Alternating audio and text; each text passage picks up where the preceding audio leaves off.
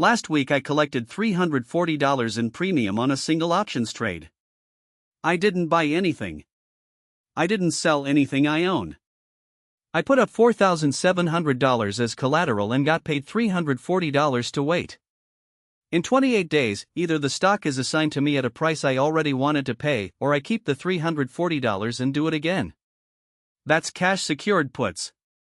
And in this video I'm going to show you exactly how it works with a real trade from my own account. Welcome back. If you're new here, this channel covers real investing strategies with real numbers, not theory.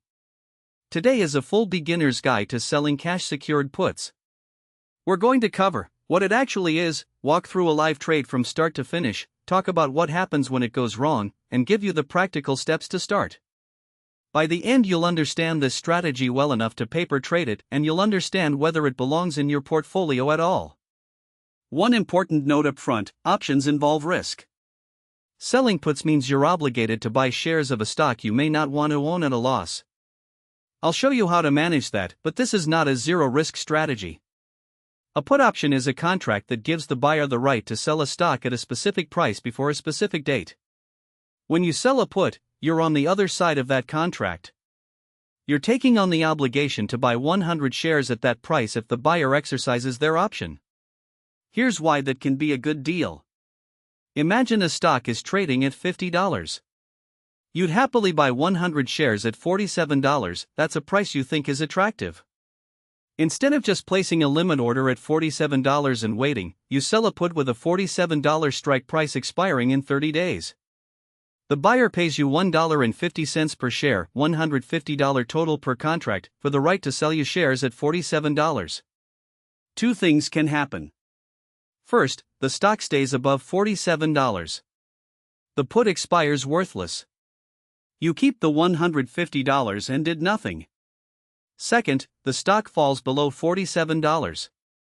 You're assigned shares at $47, a price you already said you wanted to buy at, and your effective cost basis is $47 minus the $1.50 premium, so $45.50. You'd have bought at $47 with a limit order. With the put, you got paid $150 extra for being willing to do so. The cash secured part means you hold the full $4,700 in cash in your account, enough to actually buy the 100 shares if assigned. This is important. If you don't have the cash backing the trade, it becomes a naked put, which has much higher risk and requires higher broker approval levels. Let me walk you through the actual trade I mentioned in the hook. Ticker, SCHD, the Schwab US Dividend Equity ETF. I own SCHD already and would happily own more. Date of trade, about 28 days ago. SCHD was trading at approximately $49.80. I looked at the options chain expiring in 28 days and found the $47 put. The premium was $3.40 per share, or $340 per contract. Required cash collateral, $4,700. I sold one put contract, sold to open one SCHD $47 put, 28 DTE, premium collected $340.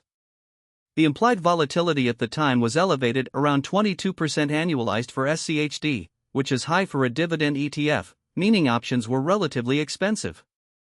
That's when selling premium is most profitable. Now let's run the numbers. I put $4,700 aside as collateral. That money earns nothing while the trade is open. I receive $340 immediately. If SCHD stays above $47 at expiration, I keep the $340 and my collateral is freed up. $340 on $4,700 collateral in 28 days equals 7.2% return in 1 month. Annualized, that's an extraordinary number, but don't annualize it mentally. You won't be able to execute this at the same premium every single month. Implied volatility fluctuates. This was a favorable setup. What happened in this case? SCHD closed at $48.60 at expiration. The put expired worthless. I kept the $340. Total time spent actively managing the trade, 0. I watched it once per week for 5 minutes. Here's the scenario that scares beginners. SCHD drops to $42. My $47 put is now deep in the money. I'm getting assigned 100 shares at $47, but they're worth $42. That's an unrealized loss of $500, partially offset by the $340 premium, so net loss of $160 on paper. But here's the key, I said I was happy to own SCHD at $47. If it falls to $42, I'd be equally happy to own more, or I can sell covered calls against the assigned shares to reduce my cost basis further. Assignment isn't the end of the trade, it's the start of a new one. The management rules I use. Rule 1, only sell puts on stocks and ETFs I genuinely want to own long-term. Never use this strategy on a speculative ticker to earn extra premium, because if it falls and you're assigned, you're stuck holding something you don't want. Rule 2, if the put reaches 2 times the original premium against me, meaning the put I sold for $340 is now worth $680, I close the trade for a loss and reassess. This prevents small losses from becoming large ones. Rule 3, don't overallocate. I cap puts at 25% of my investable portfolio at any time. If 3 put positions all go against me simultaneously, I need to have the capital to handle assignments without wiping out my liquidity. Not every put is worth selling. Here's what I look for. Implied volatility rank above 30, this means the current implied volatility is in the top 30% of its 1-year range. When 4 is elevated, option premiums are fat. When 4 is compressed, premiums are thin and barely worth the effort. Delta around 0.25 to 0.30, this represents roughly a 70 to 75% probability of the option expiring worthless. The strike price is below the current market price, you're selling the right to buy at a discount to today's price. 30 to 45 days to expiration, this is the sweet spot for time decay. Options lose value fastest in the final 30 days. Selling at 30 to 45 DTE captures most of the decay while giving enough time to manage trouble if the trade moves against you. Liquid options market, if the bid-ask spread on the option is wider than 20 cents, the market is too illiquid.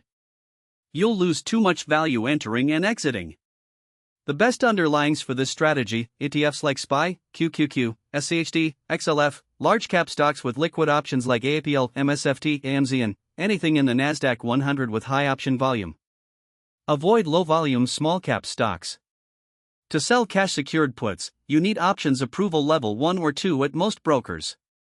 The application takes about 5 minutes and asks about your investing experience and income. Be honest.